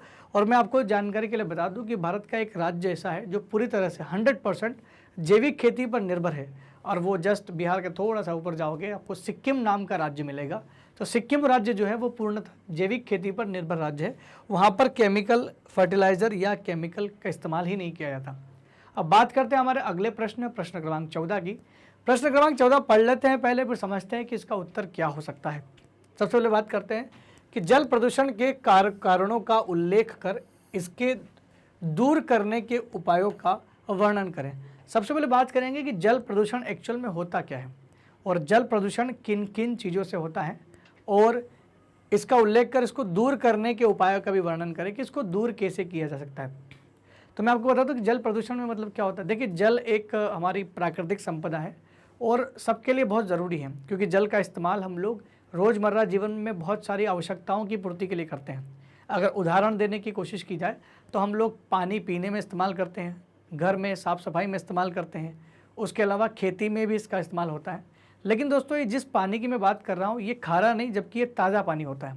और जैसा कि आपको मैंने यूनिट रिवीजन में पढ़ाया था कि पूरी दुनिया में 97.3% जो टोटल पानी का पानी है वो 97.3% जो है वो तो महासागरों में है। लेकिन वो महासागरों का जल जो है वो इस्तेमाल नहीं कर सकते आप, हम लोग उसको इस्तेमाल नहीं कर सकते। दोस्तों, आपको पता है हमारे यहाँ तक कि जो साबुन बनते हैं ना कपड़े धोने के लिए, वो भी आप खारे पानी से नहीं कर सकते, क्योंकि हमारा साबुन उस समुद्र के पानी के साथ अगर आप इस्तेमाल भी करोगे तो वो झाग ही नहीं दे पाएगा, वो उसके साथ रिएक्शन नहीं करेगा। क्योंकि हमारे ज़्यादातर जो डिटर्जेंट वगैरह जो बनते हैं ये सारे की सारी चीज़ें कहाँ से बनती है, ये सब मीठे पानी से जो है विलेयता के आधार पर बनती है, उससे रिएक्शन करती हैं। तो ऐसे में हमें उस अलवणीय जल को, जो कहीं ना कहीं क्या होता है मीठा पानी होता है, उसी को प्रोटेक्ट करना है। वो कम मात्रा में भी है, लेकिन लगातार हमने क्या बनाया, शहर बना लिए, नगर बना लिए, बड़े बड़े महानगर बना लिए, और हम लोग लगातार कचरा फेंक रहे होते हैं। हम ये नहीं परवाह करते कि हमारे द्वारा इस्तेमाल की गई चीज़ें कितना नुकसान पहुंचा देगी। कई जगह तो ये हालात हो चुके हैं कि बड़ी से बड़ी नदियों को नाले के रूप में तब्दील कर दिया। अगर आप लोग दिल्ली से वाकिफ़ हैं तो दिल्ली में जमुना नदी के जो हालात है उसको इतनी ख़राब कर चुके हैं कि वो बहुत कीचड़ जैसा वहाँ पर माहौल बन चुका है। तो एक नाले के समान बना दी गई उसको, कुछ जगह पर, पूरे तो नहीं। लेकिन ये दिल्ली में जो रहने वाले लोग हैं वो लगातार कूड़ा करकट बहाते हैं। जो जितनी भी चीज़ें हम लोग इस्तेमाल करते हैं सब कहाँ जाता है। आप खुद सोचिए ना, जब हम लोग डेली आप लोग नहाते हैं तो नहाने में हम लोग इस्तेमाल करते हैं साबुन वगैरह, केमिकल, डिटर्जेंट। दोस्तों, ये सब बह करके आपके बाथरूम से कहीं तो जाते होंगे, ये जा करके सीधे नदी नालों तालाबों में मिल जाते हैं और वहाँ जा करके उनको दूषित करते हैं। तो मानवीय क्रियाओं के द्वारा जल के संसाधनों का दूषित होना ही क्या कहलाएगा, जल प्रदूषण कहलाएगा। आइए इसे शब्दों में पढ़ लेते हैं कि आप उत्तर किस प्रकार से लिखेंगे हम लोग। देखिए, जल के स्वाभाविक या प्राकृतिक गुणों में अंतर आना। जल का जो प्राकृतिक गुण है, जैसे मान लो जल जो है हमें पीने के लिए आ रहा है, साफ सुथरा, साफ जो है वो प्राकृतिक गुण है, क्योंकि प्रकृति हमें साफ जल प्रोवाइड करती है। लेकिन उसके प्राकृतिक गुण में अगर अंतर आ गया, वो मैला हो गया या दूषित हो गया, उसी को हम लोग प्रदूषण कहते हैं। अंतर आना या जल में अवांछित पदार्थों का मिल जाना जो जीवन के लिए हानिकारक होता है, जल प्रदूषण कहलाता है। तो जो भी चीज़ हम लोग पानी में मिलाते हैं और पानी जिससे गंदा हो जाता है वो सब जल प्रदूषण कहलाता है। जैसे घरेलू कूड़ा करकट के साथ, जैसे अगर हम लोग कुछ प्रदूषण के स्रोत की बात करें कि किस किस चीज़ से होता है, तो पहला है घर से निकलने वाला जितना भी कूड़ा करकट है। हमें सराहना करनी पड़ेगी, बहुत सारे राज्यों में नगर निगम बहुत अच्छा काम कर रही हैं और स्वच्छ भारत अभियान के तहत सब जगह से घर घर से कचरा उठाया जा रहा है और उस कचरे को वापस से पुनर्चक्रित भी किया जा रहा है। लेकिन ये बहुत लेट हुआ है, उससे पहले कई सालों से लगातार कचरा हो रहा है। आपको पता है सबसे खतरनाक जो चीज़ है वो है प्लास्टिक। प्लास्टिक पर प्रतिबंध कई बार सरकार लगाती है, फिर ढील दे देती है। तो प्लास्टिक्स जो होती है ना, ये ना तो सड़ती है ना गलती है, ये सालों साल रहती है। तो सबसे ज़्यादा नुकसानदायक जो कचरा है वो यही है, घरेलू कूड़ा कचरा, जिसमें प्लास्टिक सबसे ज़्यादा आता है। औद्योगिक अपशिष्ट, जितने भी उद्योग होते हैं, उद्योगों में जो भी चीज़ें बनाई जाती है उसमें कहीं ना कहीं केमिकल्स का इस्तेमाल होता है, और उद्योगों के साथ जिस उद्योगों में जो पानी निकलता है, जो अवशिष्ट पदार्थ निकलता है, वो कहीं ना कहीं तालाबों नदियों में बहा दिया जाता है। तो उससे भी हमारे नदी तालाब जितने भी चीज़ें वो सब गंदे हो रहे हैं। इसके अलावा नगरीय क्षेत्रों का गंदा पानी, जितने भी नगर है, शहर है, वहाँ के जितने भी लोग इस्तेमाल करते हैं पानी नालों के रूप में, जो जितना भी सीवेज पाइपलाइन से जुड़ा होता है ना, जो रोज़मर्रा जीवन का जो कचरा होता है वो कहीं ना कहीं जाकर किसी नदी में जोड़ दिया जाता है। तो वो नाला जो है वो आपको वो भी जल को प्रदूषित करता है। इसके अलावा परिवहन और यातायात दुर्घटनाएं जो है ये भी कहीं ना कहीं नुकसान पहुंचाती हैं। यहाँ तक कि मैं आपको बात बता दूं कि दोस्तों कई बार क्या होता है, बड़े बड़े तेल के जो कंटेनर होते हैं उनमें से तेल का रिसाव हो जाता है, तो वो पानी गंदा हो जाता है। जानबूझकर कुछ लोग खराब तेल जो है वो जो है समुद्र में फेंक देते हैं, तो ये भी नुकसानदायक है, ये जलीय जीवों को नुकसान पहुंचाता है। तो कहीं ना कहीं जल के स्वाभाविक गुणों में परिवर्तन आना ही क्या कहलाता है, जल प्रदूषण कहलाता है। इस प्रदूषण को पीने से या इस प्रदूषित जल को पीने से, खराब जल को पीने से कई प्रकार की बीमारियां होती हैं, जैसे उल्टी आना, जैसे किडनी खराब हो जाना। किडनी में आपने अक्सर नाम सुना होगा, कई सारे लोगों को स्टोन हो जाता है, जिसको हम आम भाषा में पथरी भी बोलते हैं। बहुत सारे लोगों को किडनी में पथरी हो जाती है। इस किडनी में पथरी होने का मेन कारण है खराब जल, दूषित जल को पीना, क्योंकि उसी जल में बहुत बारीक बारीक से जो है बहुत महीन कण होते हैं, जो अशुद्ध होते हैं, जो अशुद्धियाँ होती है, वो शरीर में जा के इकट्ठा होकर जमा हो जाती है, और एक समय के बाद वो स्टोन का रूप ले लेती है, और धीरे धीरे वही स्टोन क्या बन जाता है, हमारे तकलीफ का कारण बन जाता है। पेट दर्द, सिर दर्द, डायरिया, छाती में दर्द, चेस्ट पेन, हड्डी का विकृति होना। आपको पता है दोस्तों, अगर जल में फ्लोरीन की मात्रा बढ़ जाती है, तो अगर वो फ्लोरीन युक्त जल आपने पी लिया और लगातार पीते रहोगे तो कहीं ना कहीं आपकी हड्डियाँ कमज़ोर हो जाएगी। यहाँ तक हालात हो जाते हैं कि 20, 22 या 25 साल की उम्र में ही इंसान की हड्डियाँ कमज़ोर हो जाती है और वो झुक के उसको चलना पड़ता है। यहाँ तक कि हमारी जो रीढ़ की हड्डी होती है ये भी इससे प्रभावित होती हैं। बहुत सारे गाँव में, बहुत सारे जगहों पर ये घटना हुई है, इसलिए इसके बारे में आपको बता रहा हूँ। उसके अलावा वजन का घटना भी खराब पानी पीने से ही होता है। दिमागी विकृति, दिमाग में कोई सारी विकृति पैदा हो जाती है, आदि सारी चीज़ें खाली पानी से होती है। और मैं आपकी जानकारी के लिए बता दूं, आप किसी डॉक्टर से भी पूछेंगे ना तो आपको ये बताएगा कि आपके शरीर में होने वाली 70% बीमारियां केवल और केवल आपके पेट से संबंधित है। और पेट का खराब होना मेन उसमें क्या है, पानी ही सबसे मेन कारण होता है। तो अगर साफ़ पानी पिएंगे तो उससे आपको फ़ायदा मिलेगा। और अभी दुनिया की रिपोर्ट आई थी, विश्व की रिपोर्ट, उसमें भी कहा गया था कि दुनिया में सबसे ज़्यादा मात्रा में अशुद्ध जल पीने वालों में इंडिया टॉप पर है। इंडिया में सबसे ज़्यादा अशुद्ध पानी पिया जाता है। हम कभी भी ये नहीं देखते कि पानी फिल्टर्ड है कि नहीं है, पानी साफ़ है कि नहीं है। जहाँ पर मटका देखा वहाँ से पानी पी लेते हम लोग। तो हमें एक बार देखना चाहिए कि साफ़ पानी भी है कि नहीं, कितने दिनों से रखा हुआ है। हम ये बिना सोचे समझे पानी का जो है इस्तेमाल कर लेते हैं, बस वही हमारी बीमारी का कारण बन जाता है। जल प्रदूषण से बचने के लिए निम्नलिखित उपाय है। उपाय क्या क्या है, उपाय भी पढ़ लेते हैं। नदियों और तालाबों में अपशिष्ट पदार्थों को डालने पर प्रतिबंध लगाना चाहिए। बहुत सारे लोग नदियों में कचरा फेंक देते हैं, थैलियाँ भर भर के फेंक देते हैं, ये नहीं फेंकना चाहिए। और नदियों में कचरा फेंकने पर बैन लगाना चाहिए। बहुत सारे लोग नदियों में अस्थियाँ बसा देते, ज़्यादातर लोग ही करते हैं। ज़्यादातर लोग जो हैं अस्थियाँ जो विसर्जन करते हैं वो नदियों में करते हैं, राख बहा देते हैं। कुछ पहले पुराने रिवाजों में तो लाशें भी बहा देते थे। आपने कोरोना काल में ज़रूर सुना होगा दोस्तों कि बहुत सारी लाशें गंगा में बहाई गई थी। ये सब क्या है, ये सब प्रदूषण का कारण ही बनते हैं।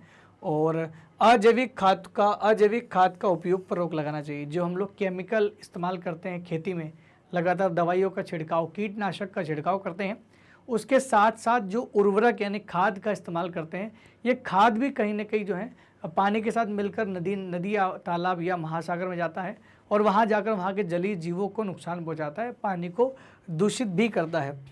तो ये रोक लगा देंगे तो कहीं ना कहीं हमें ये सांत्वना तो मिलेगी। और इसमें चाहे तो आप कुछ पॉइंट जोड़ सकते हैं, मैंने केवल 2 पॉइंट बनाए, आप चाहे तो इसमें और पॉइंट जोड़ सकते हो। एक सबसे बड़ा पॉइंट जो इम्पोर्टेंट है वो है जागरूकता। लोगों के अंदर पानी को की जागरूकता फैला जाए, पानी के महत्व को समझा जाए। जब तक लोग पानी के महत्व को नहीं समझेंगे, पानी से होने वाले नुकसान को नहीं समझेंगे, तब तक लोगों को समझ में आने वाली नहीं है। ऐसे में जन जागरूकता अभियान चलाया जाना चाहिए जल प्रदूषण को लेकर के। तो ऐसा कुछ चीज़ चलेगी तो शायद ज़्यादा समय तक हम लोग जो है ज़्यादा समय नहीं लगेगा हमें पानी को साफ़ करने में। और आपको पता भी गंगा जो है वो काफ़ी दूषित हो चुकी है, गंगा जैसी पवित्र नदी भी भारत में दूषित हो चुकी है, बहुत सारी नदियों में ये प्रदूषण फैल रहा है। अब बात करते हैं हमारा अगले प्रश्न की। अगला प्रश्न है जल संकट क्या है और जल संकट के लिए जिम्मेदार कारकों का उल्लेख करें और इसे दूर करने के उपायों का भी विवरण दें। ये काफ़ी बड़ा क्वेश्चन है और इसमें कम से कम 200 वर्ड में आपको लिखना है, क्योंकि आपके प्रश्नावली में जो हम लोग अंत में पढ़ रहे हैं ना, जो सॉल्यूशन है उसमें आपको 200 वर्ड के क्वेश्चन के आंसर भी लिखने हैं। उसी में से एक क्वेश्चन ये भी बनेगा। तो जल, इससे पहले वाला भी था, मैंने सब मेंशन किया है कहाँ पर है, और आपकी किताब में सब जगह लिखा हुआ है कि कितने वर्ड में लिखना है उसका आंसर। देखिए जल संकट क्या है। संकट का मतलब होता है कि जल की उपलब्धता में कमी। अगर आप किसी शहर में रह रहे हैं और अचानक से आपके शहर में जो पाइपलाइन आती है, नगर निगम का जो रोज़ पानी आता है 8 बजे 9 बजे जितना भी आपका समय होगा, और अचानक से बोल दिया जाए कि अभी नल नहीं आएंगे, 1 दिन 2 दिन 1 हफ्ता तक, अगर नल 1 हफ्ता तक नहीं आए तो आपको कितनी परेशानी होगी। दोस्तों जल की मात्रा में कमी आना, जल की उपलब्धता में कमी आना, जो रोज़मर्रा जीवन की आवश्यकता की पूर्ति कर रहा वो भी नहीं हो पाए, तो इसी को जल संकट कहते हैं। भारत में सबसे ज़्यादा जल संकट से जो जूझता है जो शहर, वो है आपका चेन्नई शहर। चेन्नई शहर के बारे में तो कई कहानियाँ कि इतना ज़्यादा पानी वहाँ पर है। इसके अलावा गुजरात का भी एक छोटा सा शहर जहाँ पर लोग रोज़ हर एक व्यक्ति जो है पानी खरीद कर पीता है, वहाँ पर पानी बिल्कुल फ्री भी नहीं है। तो जल की उपलब्धता में, अब जल की उपलब्धता में कमी क्यों आ रही है और असमान वितरण क्यों है। आपने कई बार सुना होगा कुछ जगह पर लोग पानी वेस्ट कर देते, कारें धो रहे हैं, पानी जो है वेस्ट बहा रहे हैं, लेकिन कुछ जगहों पर लोग सिर पे पानी ढोकर भी ला रहे होते हैं। तो कुछ के पास पानी है, कुछ के पास नहीं है। जल के वितरण की असमानता की वजह से भी होता है। तो जल संकट क्या होता है, जल की उपलब्धता में पर्याप्त मात्रा न होना या कमी होना क्या कहलाता है, जल संकट कहलाता है। और ये क्यों हो जाता है, क्योंकि देखो जनसंख्या लगातार बढ़ रही है और जनसंख्या बढ़ रही तो आवश्यकता भी बढ़ेगी, और इसी वजह से पानी को खर्च करने का जो रेट दर है वो भी बढ़ता रहेगा, और शहरों की पूर्ति भी करना है, और उसके अलावा नदियाँ गंदी भी हो रही हैं, नाले तालाब सब गंदे हैं, उनको साफ़ भी करना है, और एक एक घर तक पानी पहुंचाना भी है, तो बड़ी समस्या हो जाती है। शहरों में अक्सर जल संकट होता है। जनसंख्या का बढ़ना, जल का अति दोहन, ज़्यादा मात्रा में इस्तेमाल करना, और जल का अनुचित उपयोग, बिना काम के जल का उपयोग कर रहे हैं, और जल का असमान वितरण, सब जगह बराबर नहीं होना, जल प्रदूषित होना, जल का खराब होना, शहरों में पनपती अपार्टमेंट संस्कृति, जिसमें अपार्टमेंट में अपार्टमेंट बन रहे हैं, वहाँ पर पानी का नामो निशान नहीं है, इत्यादि जल प्रदूषण के बड़े कारण हैं। और कई शहरों में आवश्यकता से अधिक उपलब्ध हैं परंतु वे प्रदूषित थे। बहुत सारे शहरों में पानी काफ़ी है, जैसे भोपाल की बात कर ले तो आपको पता ना, भोपाल में बड़ा तालाब है, कितना पानी हमारे पास में है, लेकिन उसको इतना ज़्यादा इस्तेमाल ही नहीं कर सकते आप, क्योंकि वो उपयोग के योग्य नहीं। जल तो बहुत अधिक है लेकिन वो प्रदूषित है। इसी तरह कई शहर महासागरों के किनारे अवस्थित हैं परंतु वहाँ जल का उपयोग नहीं किया जा सकता। जैसे महासागरों में जल 97.3% है लेकिन इस्तेमाल नहीं कर सकते हैं, और इसलिए जल की कमी या जल संकट पूरे विश्व में व्याप्त है। जल संकट को दूर करने के लिए निम्नलिखित उपाय की बात करते हैं। दोस्तों बहुत सारे लोग बोलते हैं कि अमेरिका, ये बड़े बड़े देश हैं, यहाँ पर जाओ, यहाँ पर कोई समस्या नहीं है। मैं आपको बता दूं कि जल की संकट से तो अमेरिका भी परेशान है, अमेरिका में भी जल संकट आता है, अफ्रीका, ब्राज़ील, बहुत बड़े बड़े अमीर देशों में भी यहाँ पर जो है जल संकट से उनको जूझना पड़ता है। केवल भारत ही नहीं है, बस शर्त ये है, बस ये कंडीशन है कि भारत में बहुत ज़्यादा मात्रा में जल की कमी होती है, क्योंकि भारत की जनसंख्या इन और देशों के मुकाबले बहुत ही ज़्यादा है और हमारा कंजम्पशन रेट उनसे ज़्यादा है। इस वजह से हमारे यहाँ पर जल का संकट हो जाता है। अब जल संकट से उभरने के उपाय की चर्चा कर लेते हैं। वर्षा जल संग्रहण की तकनीक, वर्षा के जल को संग्रहण करने की तकनीक बनाई जाए। जैसे मान लो हर एक घर के नीचे, हर घर का जो छत का पाइप है वो ज़मीन के अंदर तक जाए ताकि वाटर लेवल बढ़ जाए। छत का वर्षा जल संग्रहित करना, छत पर ही वर्षा के जल को संग्रहित किया जाए। जल का समुचित उपयोग किया जाए, उतना ही जल उपयोग किया जाए जो हमें उपयोग में आता है, उसका एक्स्ट्रा खर्च ना करें। जल को प्रदूषित होने से बचाए, कोशिश ये करें कि घर का जितना भी कूड़ा करकट निकलता है वो कचरे दान में ही रखें, और जो लोग जो है आप जो कूड़ा करकट जो आपका जो भी सफाई कर्मचारी है जो हमारे यहाँ से कचरा उठाने के लिए आते हैं उन सब का मदद करें और व्यवस्थित कचरा खुद डालें ताकि जो है वो जल प्रदूषित न हो। जल के पुनर्चक्रण की तकनीक को अपनाना, सरकार को भी ये कोशिश करना चाहिए कि जल जो है जिसको जो अशुद्ध हो चुका है उसको पुनः शुद्ध करे और उपयोग में लाए। सिंचाई के लिए आधुनिक तकनीकों का इस्तेमाल किया जाए, सिंचाई में आधुनिक तकनीकी का इस्तेमाल किया जाए और कम से कम केमिकल का इस्तेमाल करें तो ये ज़्यादा बेटर होगा। बच्चों के बीच जल संरक्षण की महत्ता को बताएं, क्योंकि आने वाली पीढ़ी ही अगर जागरूक होगी तो वो जल के महत्व को समझ पाएगी। इसलिए बच्चों के बीच पाठ्यक्रम के माध्यम से, जैसे हमारे यहाँ पर चैप्टर है, ऐसे इन यूनिट के माध्यम से बच्चों के मध्य अवेयरनेस फैलाई जाए, जिससे कि क्या होगा, जल संरक्षण वो अपने आप आने वाली पीढ़ी भी इसको समझेगी।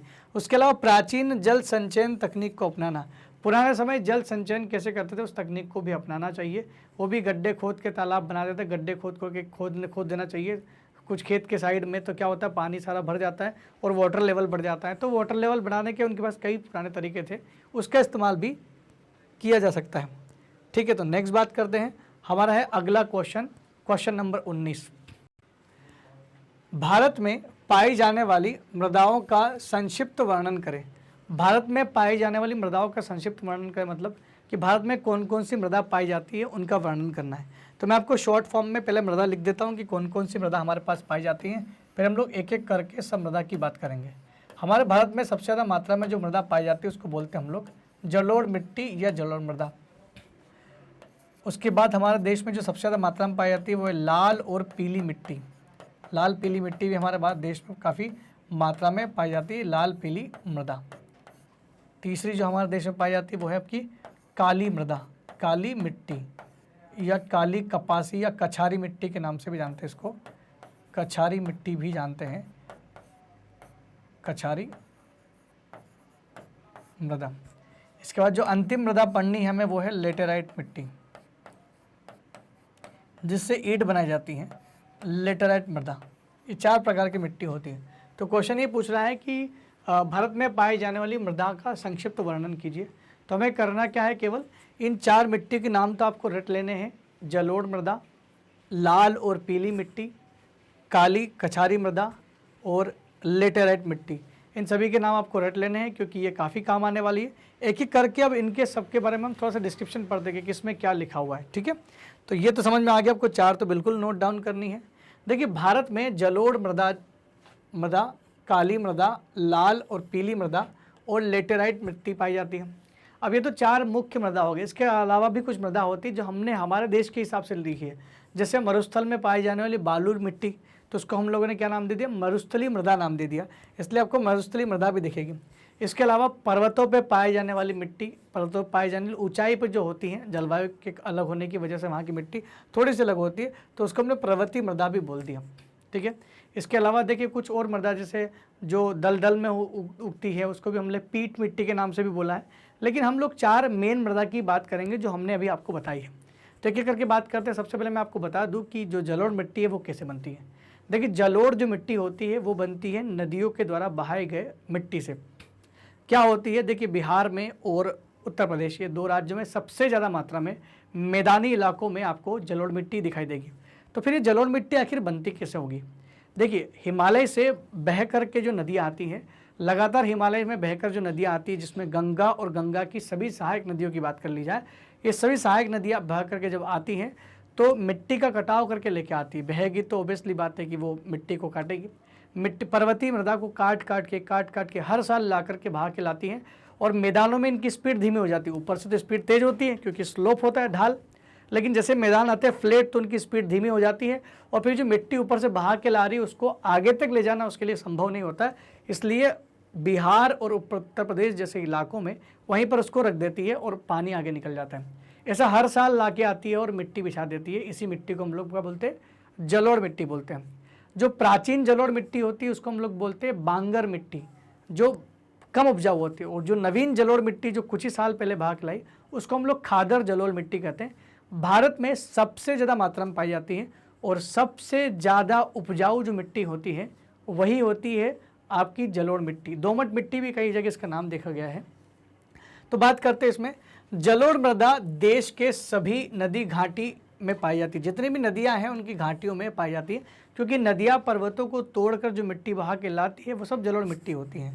उत्तर भारत का विशाल मैदान, ये विशाल मैदान गंगा और जमुना का मैदान कहा जाता है। उत्तर प्रदेश में भी फैला हुआ है और बिहार में भी फैला हुआ है। पूर्णतः जलोढ़ निर्मित है, सबसे बड़ा तो यही है। नवीन जलोढ़ को अभी मैंने बताया क्या बोलते हैं, खादर बोलते हैं, जिसमें बहुत ज़्यादा उपजाऊपन होता है।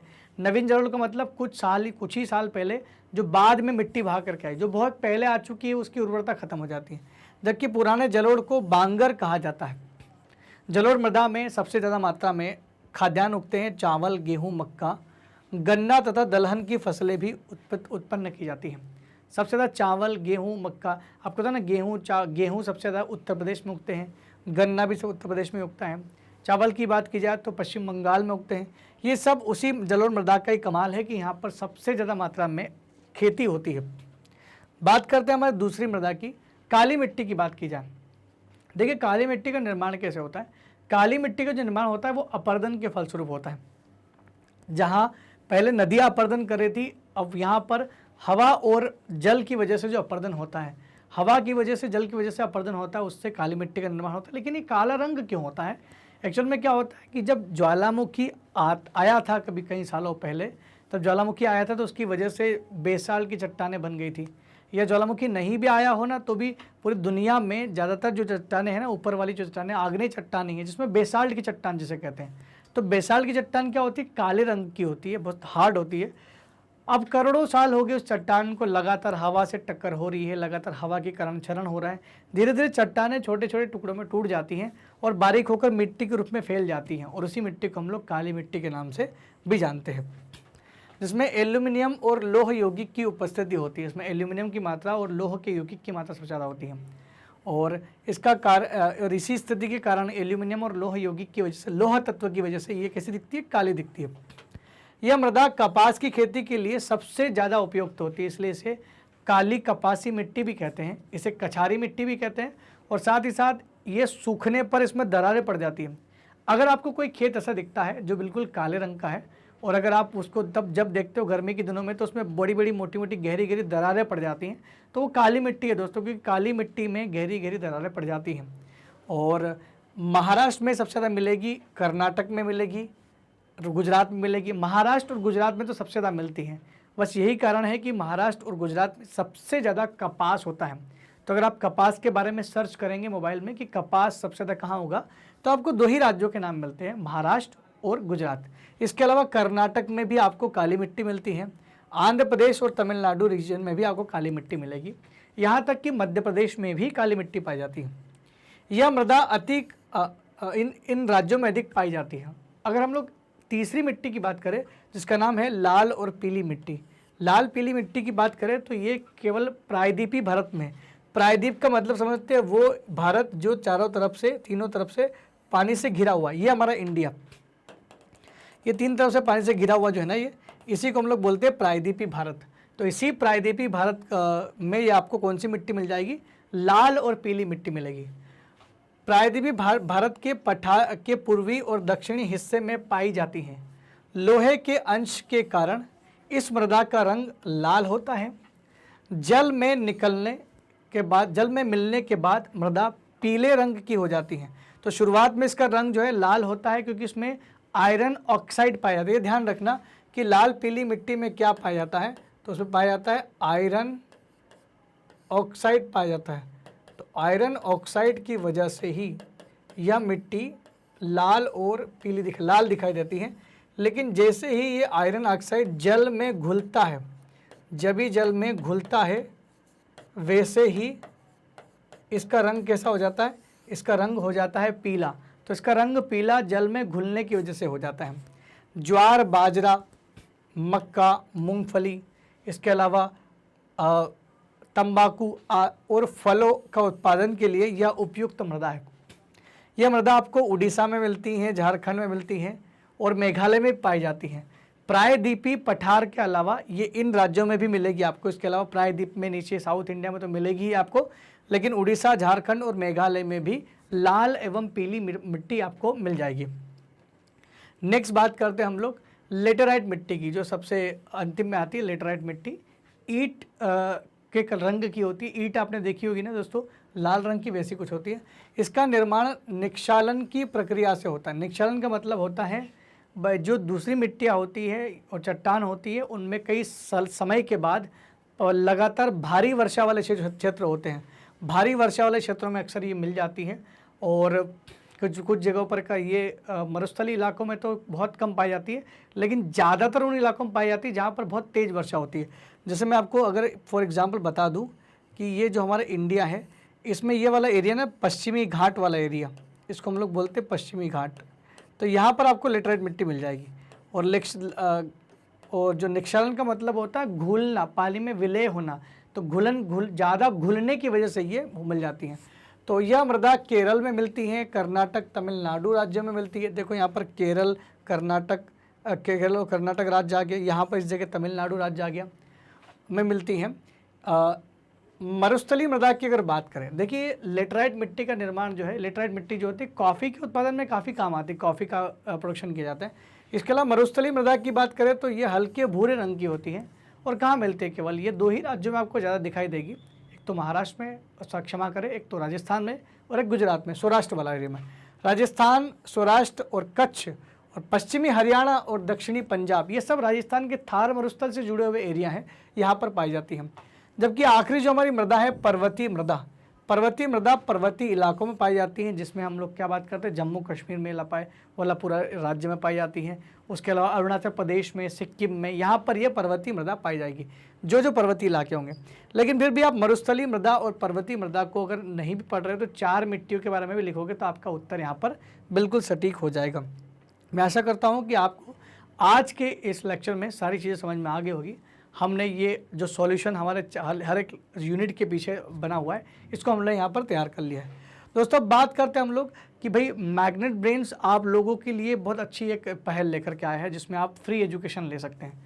लेकिन दोस्तों कई बार क्या होता है कि अगर आप हमारा यूट्यूब चैनल देखते हैं तो यूट्यूब चैनल में आपको कई बार चीज़ें नहीं मिल पाती। तो यूट्यूब चैनल में आपको सीक्वेंस में नहीं मिलता है। वीडियो तो हमारे सारे यूट्यूब पे डले हुए हैं, लेकिन बहुत सारे स्टूडेंट को ये खोजने में समस्या आती है कि भाई लेक्चर नंबर 1 तो मिल गया, लेकिन 2 ढूंढने में बड़ी परेशानी, क्योंकि हमारे हज़ारों वीडियो डले हुए हैं। लेकिन अगर आप प्लेलिस्ट में जाते हो तो आपको वहाँ पर मिल सकता है। लेकिन फिर भी अगर समस्या आ रही तो कोई दिक्कत नहीं, हमने उसके लिए एक दूसरा ऑप्शन खोज के रखा हुआ है। आप चाहे तो हमारी वेबसाइट पर विजिट कर सकते हैं। और पहले ही बता दूं कि वेबसाइट भी बिल्कुल फ्री है, 100% फ्री है। आप हमारी वेबसाइट magnetbrains.com सर्च करोगे गूगल पर, तो जैसे वहाँ जाओगे आपको ऐसा पेज ओपन होता दिखाई देगा, जहाँ पर क्या लिखा होगा, India's number 1 100% free online educational platform. दोस्तों इतने सारी सुविधाएं इंडिया में शायद पहला मैग्नेट ब्रेन्स ही है जो प्रोवाइड करता है, बिल्कुल फ्री आपको, आप लोगों के लिए। अब आपको यहाँ पे क्या करना है, आपको देखना है एक्सप्लोर टॉप कोर्सेज। ये एक्सप्लोर टॉप कोर्सेज में जैसे आप जाओगे वहाँ पर आपको नीचे ऑप्शन दिखेंगे, 1 2 3 सब में लिखा हुआ। अब हमारा जो बोर्ड है वो क्या है, बिहार बोर्ड है। तो देखिए आपको यहाँ पर CBSE इंग्लिश मीडियम मिल जाएगा, CBSE हिंदी मीडियम भी मिल जाएगा, NCERT वाला, यूपी बोर्ड भी आपको मिलेगा। और उसके नीचे आपको लिखा होगा बिहार बोर्ड क्लास 8 से क्लास 12 तक, कक्षा 8वीं से कक्षा 12वीं तक। अब ये मत सोचिएगा कक्षा 7वीं या 6वीं नहीं मिलेगा, फिलहाल कक्षा 8वीं से 12वीं तक आपको यहाँ पर वीडियो मिलना शुरू हो जाएंगे। जैसे जैसे वीडियो बनते चले जाएंगे आपको सारे वीडियो इसमें मिल जाएंगे। तो आपको करना क्या है, बिहार बोर्ड सिलेक्ट करिए, और जैसे बिहार बोर्ड सिलेक्ट करेंगे आपको यहाँ पर मिलना शुरू हो जाएंगे। देखो आपको वीडियो डले हुए हैं, गणित के, इतिहास के, नागरिक शास्त्र के, भूगोल के, सारे वीडियो आपको मिलना शुरू हो जाएंगे। अब धीरे धीरे आपको करना क्या है, हर एक वीडियो के नीचे यहाँ पर वॉच नाउ का ऑप्शन दिया हुआ है। हर एक जो चैप्टर पढ़ा, जैसे गणित पढ़ाया जा रहा है, इतिहास पढ़ाया जा रहा है, नागरिक शास्त्र, भूगोल, जो भी आपको सब्जेक्ट पढ़ना है उसके नीचे वॉच नाउ का ऑप्शन आपको जरूर आएगा। बस वॉच नाउ में से किसी को भी आप क्लिक कीजिए और जो भी वीडियो आपके पास हमारे पास अवेलेबल है वो आपको दिखना शुरू हो जाएंगे, और ऐसे करते करते आप सारे वीडियो देख सकते हैं। दोस्तों लगातार हमारा प्रयास है कि हम आपको लगातार वीडियो देते रहें। तो जैसे आप यहाँ देखोगे, जैसे पाठ्यक्रम का वीडियो डल चुका है, तो जैसे आप इस पर क्लिक करेंगे और आपका ये वीडियो जो है शुरू हो जाएगा। बिहार बोर्ड का पाठ्यक्रम यहीं से हमने शुरू किया, कक्षा 8वीं, और भूगोल के वीडियो आपके सामने आना शुरू हो जाएंगे। जैसे ही आप क्लिक करोगे आपके सारे वीडियो आप देख सकते हैं एक के बाद एक। और कमेंट जरूर करें दोस्तों, क्योंकि अगर आप कमेंट करेंगे, आप डाउट्स पूछेंगे तो हम आपसे कनेक्ट कर पाएंगे। दोस्तों मैग्नेट ब्रेन्स आप लोगों के लिए लेकर के आया है 100% मुक्त शिक्षा, जो क्लास 8 से क्लास 12 तक के सभी विद्यार्थियों को दी जाती है। दोस्तों अगर आपको हमारे वीडियो बहुत ही अच्छे लग रहे हैं तो कृपया कमेंट सेक्शन में लिख के जरूर बताएं, और साथ ही साथ हमारे वीडियो को लाइक, शेयर और सब्सक्राइब जरूर करें। साथ ही साथ हमारे चैनल की जानकारी आप और आपके सभी मित्रों तक भी पहुँचाएँ। तब तक के लिए दोस्तों धन्यवाद, थैंक यू वेरी मच।